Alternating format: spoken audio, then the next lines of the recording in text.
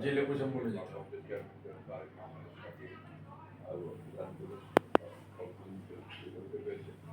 এই বৈঠকে পুরো ফেব্রুয়ারি নির্বাচনের একটা মোটামুটি আলোচনা হয়েছে। আমরা সবাই আশা করছি এই নির্বাচনের মধ্যে দিয়ে দেশকে আর কি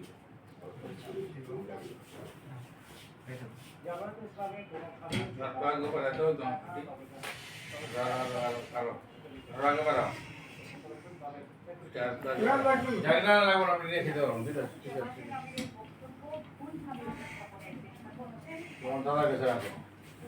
তোমার দাদা গেছে থাকবে তাকান হোসেনে বলে দেখে না এই যে আজকে পাই যাবো কি দেখে না ওই যে আছে জলিল ভাইয়ের ভাতিজা